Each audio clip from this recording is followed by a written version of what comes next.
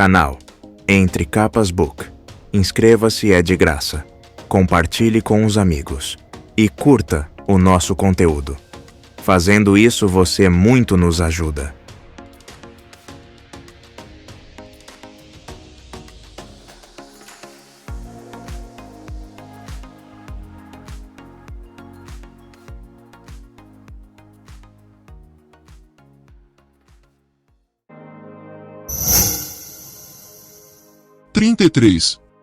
Fardos.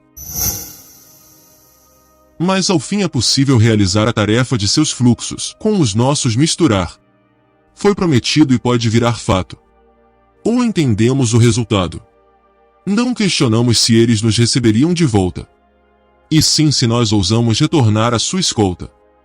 Da Canção dos Esprenos dos Ouvintes, 10ª estrofe.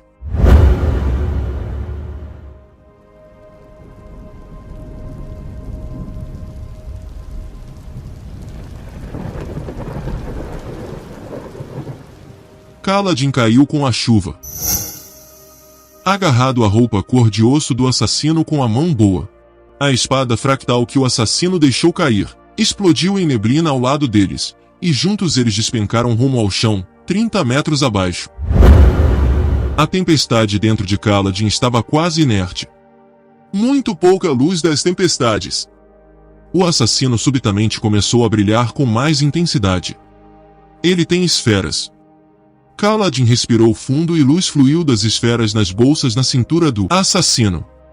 Enquanto a luz preenchia Kaladin, o assassino o chutou. Segurá-lo com uma mão não foi suficiente. E Kaladin foi jogado para longe. Então bateu no chão. Bateu com força. Sem se preparar, sem conseguir cair de pé. Ele se estatelou contra a pedra fria e molhada. E sua visão ofuscou-se com um relampejo. Clareou um momento depois, e ele percebeu que estava caído nas pedras na base da elevação que conduzia ao palácio do rei, salpicado por uma chuva suave. Olhou para a luz distante do buraco na parede acima. Havia sobrevivido. Uma pergunta respondida, pensou, se esforçando para ficar de joelhos na pedra úmida. A luz das tempestades já estava trabalhando na pele ralada do seu flanco direito. Ele havia quebrado algo no ombro. Sentia a cura como uma dor ardente que arrefecia devagar. Mas seu braço e mão direita, fracamente iluminados pela luz das tempestades emanando do resto do seu corpo, ainda estavam cinzentos e opacos. Como uma vela apagada em uma leira. Aquela parte dele não brilhava. Ele não a sentia, nem mesmo conseguia mover os dedos. Eles penderam frouxamente quando segurou a mão. Ali perto, o assassino de branco ergueu-se na chuva.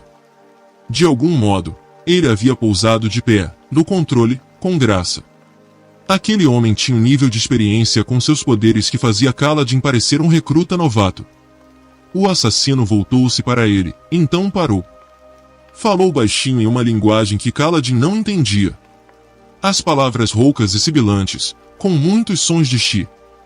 Preciso me mexer, pensou Kaladin.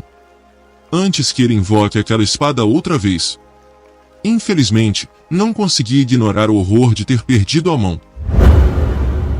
Não haveria mais combate com lança, não haveria mais cirurgias. Os dois homens que havia aprendido a ser estavam agora perdidos. Exceto. Ele quase sentia. Eu projetei você? Perguntou o assassino em um aletiano com sotaque. Seus olhos haviam escurecido, perdendo o tom de azul safira. Para o chão? Mas por que você não morreu na queda? Não. Eu devo ter projetado você para cima. Impossível. Ele deu um passo atrás. Um momento de surpresa. Um momento para viver. Talvez. Kaladin sentia a luz trabalhando. A tempestade dentro dele se esforçando e pressionando. Ele rangeu os dentes e, de alguma forma, fez força. A cor voltou à sua mão, e a sensação, uma dor fria, subitamente inundou seu braço, a mão, os dedos. A luz começou a emanar de sua mão. Não, disse o assassino. Não. A ação de Kaladin com sua mão havia consumido muito de sua luz. e seu brilho geral diminuiu, deixando-o com uma iluminação tênue. Ainda de joelhos, trincando os dentes, ele agarrou a faca em seu cinto, mas sua pegada estava fraca. Quase deixou a arma cair enquanto a desembainhava. Ele passou a faca para a mão esquerda. Teria que servir.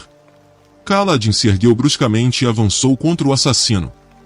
Tenho que acertá-lo rapidamente para funcionar. O homem saltou para trás, voando uns 3 metros. Sua roupa branca ondulando no ar noturno.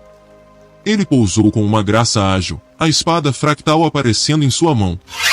O que você é? Questionou ele. A mesma coisa que você, respondeu Kaladin.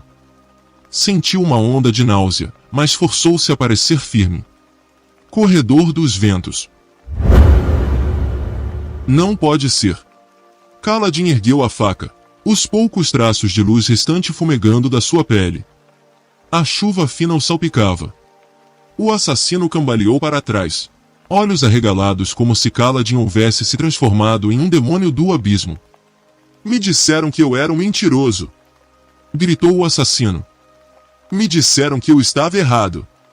Sisete, filho, Valano, insincero. Me nomearam insincero. Kaladin deu um passo adiante da maneira mais ameaçadora que conseguiu, torcendo para que sua luz das tempestades durasse o bastante para torná-lo imponente. Ele exalou, deixando-a se enevoar diante de si, vagamente luminosa na escuridão. O assassino recuou, pisando em uma poça. Eles voltaram? Ele inquiriu. Todos eles voltaram? Sim, respondeu Kaladin. Parecia a resposta certa. A resposta que o manteria vivo, pelo menos. O assassino fitou por mais um momento, então virou-se e fugiu. Kaladin observou a silhueta brilhante correr, depois guinar para o céu. Eles uniu rumo ao leste como uma mancha de luz.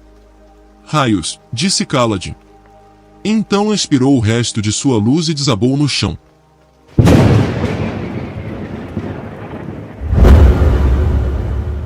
Quando recuperou a consciência, Sio estava ao lado dele no chão rochoso, as mãos nos quadris.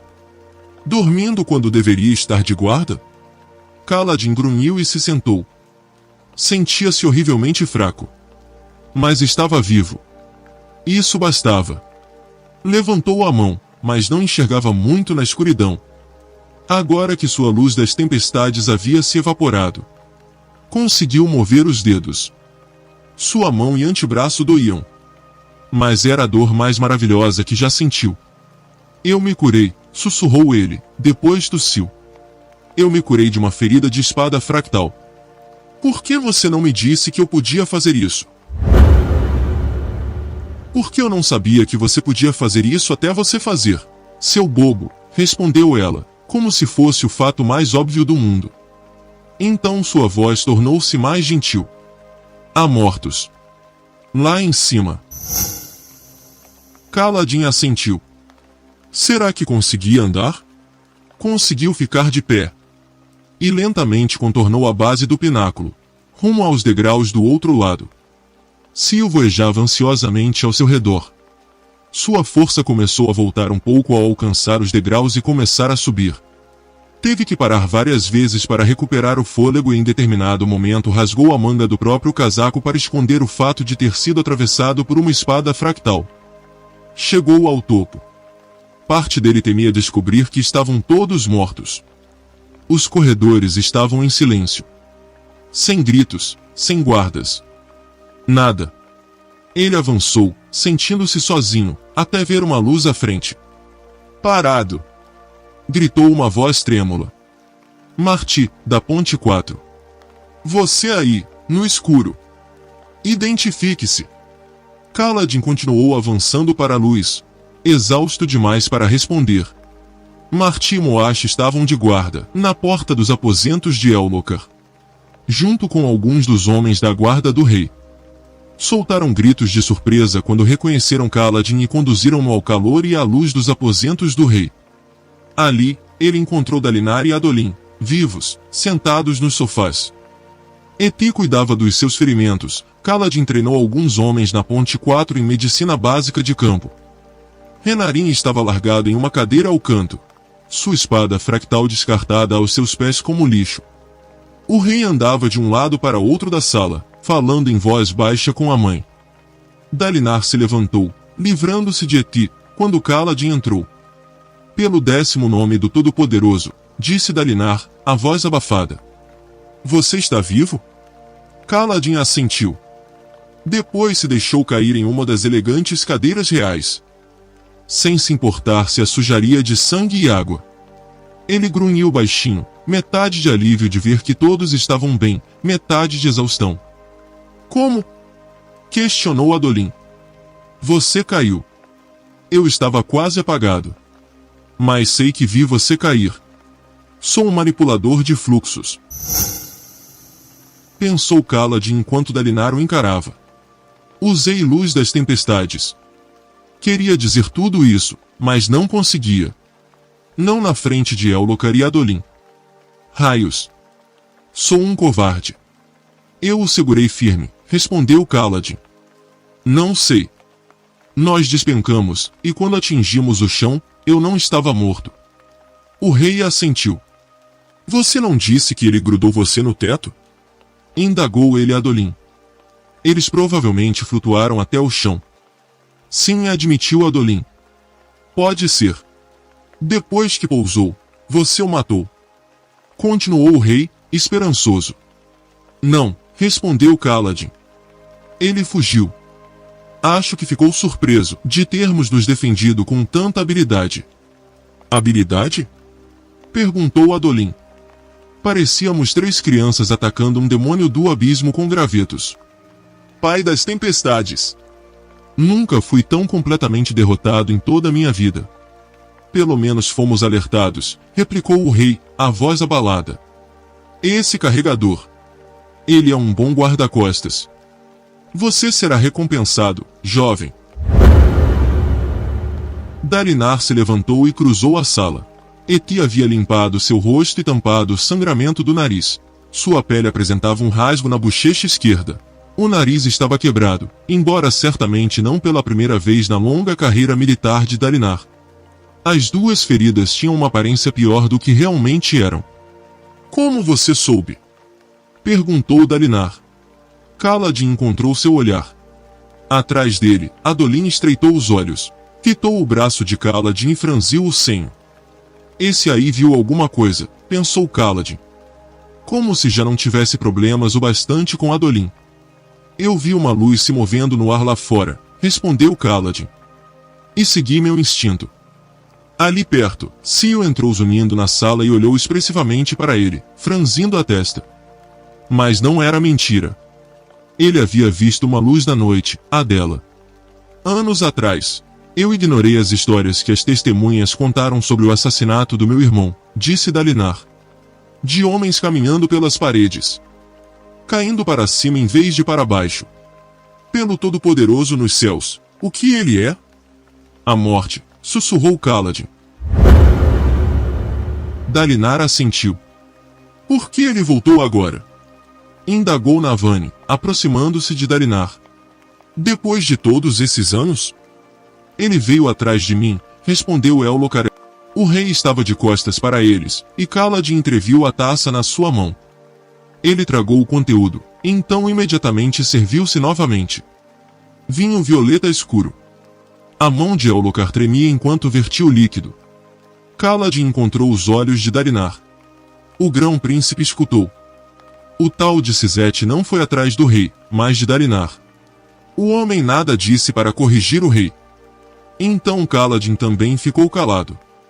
O que faremos se ele voltar? Perguntou Adolin. Não sei, respondeu Dalinar, sentando-se de volta no sofá ao lado do filho. Eu não sei. Cuide das feridas dele. Era a voz do pai de Kaladin sussurrando dentro dele.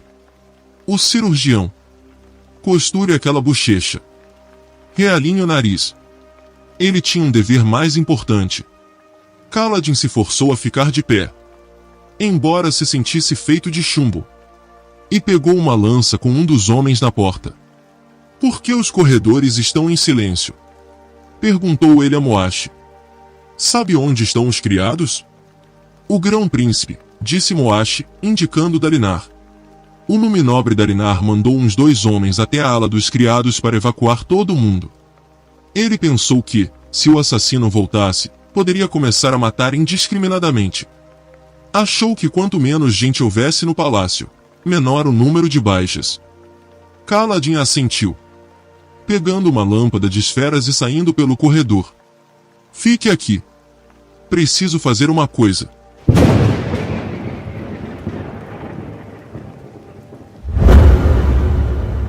Adolin deixou-se cair no sofá quando o carregadorzinho partiu.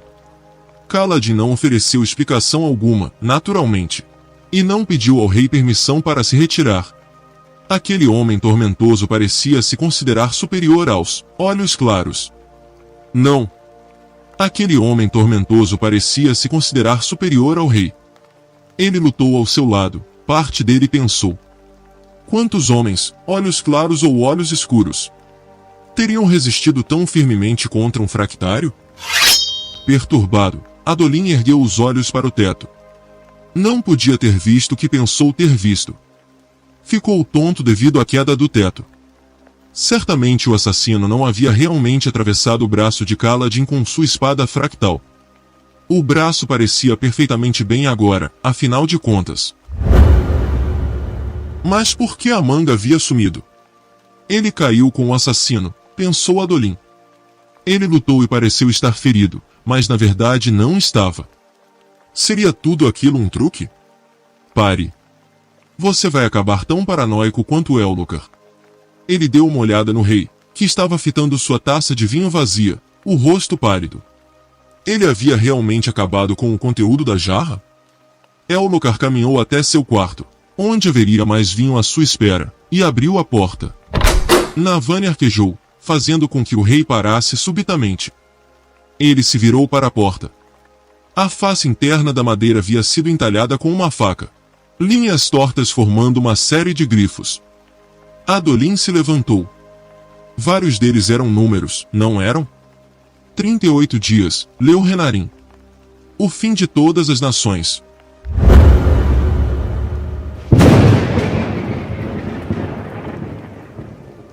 Kaladin avançava, exausto, pelos corredores do palácio, retraçando a rota pela qual conduziu os outros pouco antes. Desceu rumo às cozinhas, até o corredor com o buraco cortado na parede. Passou pelo lugar onde o sangue de Dalinar manchava o chão, até a interseção. Ali jazia o cadáver de Belde. Kaladin ajoelhou-se, virando o corpo do falecido. Os olhos estavam queimados. Acima dos olhos mortos jaziam as tatuagens de liberdade que Kaladin havia criado. Kaladin fechou os próprios olhos. Eu falhei com você. O homem calvo e de rosto quadrado havia sobrevivido à Ponte 4 e ao resgate dos exércitos de Dalinar. Havia sobrevivido à danação, só para tombar ali, pelas mãos de um assassino com poderes que não deveria ter. Kaladin grunhiu. Ele morreu protegendo, disse Cio. Eu deveria conseguir mantê-los vivos, replicou Kaladin. Por que não os deixei serem livres? Por que os coloquei nesta posição, com mais morte? Alguém precisa lutar. Alguém precisa proteger. Eles já fizeram o bastante. Já sangraram o seu quinhão. Eu deveria mandar todos eles embora. Dalinar pode encontrar outros guarda-costas. Eles que escolheram, respondeu Cio. Você não pode tirar isso deles. Kaladin se ajoelhou, lutando contra sua dor. Você tem que aprender quando deve se preocupar, filho. Era a voz de seu pai. E quando deve esquecer. Você vai criar calos. Isso nunca aconteceu. Raios, nunca aconteceu. Por isso nunca havia se tornado um bom cirurgião. Não sabia perder pacientes. E agora? Agora ele matava? Agora era um soldado? Como isso fazia sentido? Odiava o fato de ser tão bom em matar. Ele respirou fundo, recompondo-se com esforço. Ele sabe fazer coisas que eu não sei, disse por fim, abrindo os olhos e encarando Cio, que estava no ar diante dele. O assassino. É porque ainda tenho que falar mais palavras. Existem mais, disse Cio. Acho que você ainda não está pronto para elas. De qualquer modo, acho que você já conseguiu fazer o que ele faz, com prática. Mas como ele faz manipulação de fluxos? Você disse que o assassino não tem um espreno. Nenhum espreno de honra daria àquela criatura os meios de matar, daquele jeito. Humanos pensam de formas bem diferentes, replicou Kaladin, tentando ocultar a emoção em sua voz enquanto virava Belde de bruços para que não precisasse ver aqueles olhos murchos e queimados. E se o espreno de honra achar que aquele assassino está fazendo a coisa certa? Você me deu os meios para matar os Parshindianos. Para proteger. E os Parshindianos acham que estão protegendo o próprio povo, argumentou Kaladin. Para eles, eu sou o agressor. Cio sentou-se, envolvendo os joelhos com os braços. Eu não sei. Talvez. Mas nenhum outro espreno de honra está fazendo o que eu faço. Sou a única que desobedeceu. Mas a espada fractal dele. O que tem? Perguntou Kaladin. Era diferente. Muito diferente. Me pareceu comum. Bem, tão comum quanto uma espada fractal pode ser. Era diferente. Sinto que eu devia saber por quê. Tem a ver com a quantidade de luz que ele estava consumindo. Kaladin se levantou, então caminhou pelo corredor lateral, segurando a lâmpada. Ela portava saras, tornando as paredes azuis. O assassino havia cortado aquele buraco com sua espada. Adentrado o corredor e matado Belde. Mas Kaladin havia mandado 2 homens na dianteira. Sim. Outro corpo. Hobber. Um dos primeiros homens que Kaladin salvou na Ponte 4. Que uma tormenta levasse aquele assassino. Lembrava-se de ter salvado aquele homem depois que ele foi abandonado por todos os outros para morrer no platô. Kaladin ajoelhou-se junto do corpo, virando, e flagrou-o chorando. Eu sinto. Muito, disse Hobber, tomado pela emoção, quase sem conseguir falar. Sinto muito, Kaladin. Hobber! Você está vivo! Então notou que as pernas do uniforme de Hobber haviam sido cortadas no meio das coxas. Por baixo do tecido, as pernas estavam cinzentas e escuras, mortas, como o braço de Kaladin esteve. Eu nem cheguei a vê-lo, contou Hobber. Ele me derrubou. Depois atacou Belde. Eu ouvi vocês lutando. Pensei que todos haviam morrido. Está tudo bem. Você está bem. Não sinto minhas pernas, disse Hobber. Elas se foram. Não sou mais um soldado, senhor. Sou inútil agora. Não, disse Kaladin com firmeza. Você ainda é da Ponte 4. Você sempre será da Ponte 4. Ele se forçou a sorrir. Só precisamos que Rocha ensine você a cozinhar. Como é o seu guisado? Horrível, senhor, respondeu Hobber. Consigo queimar sopa. Então está no mesmo nível da maioria dos cozinheiros militares. Vamos, deixe-me levá-lo de volta até os outros. Kaladin passou os braços debaixo de Hobber, fazendo força para tentar levantá-lo. Seu corpo não permitiu. Ele soltou um grunhido involuntário, colocando Hobber de volta no chão. Está tudo bem, senhor? Perguntou Hobber. Não, disse Kaladin, sugando luz de uma das esferas na lâmpada. Não está. Ele fez força novamente, levantando Hobber. Depois carregou-o de volta até os outros.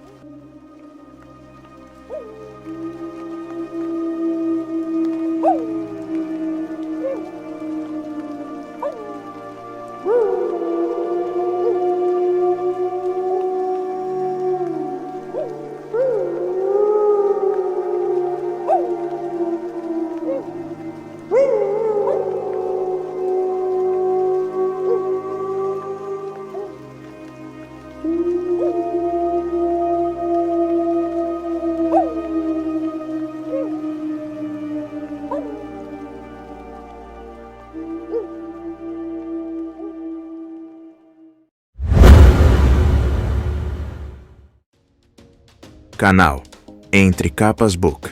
Inscreva-se, é de graça. Compartilhe com os amigos. E curta o nosso conteúdo. Fazendo isso, você muito nos ajuda.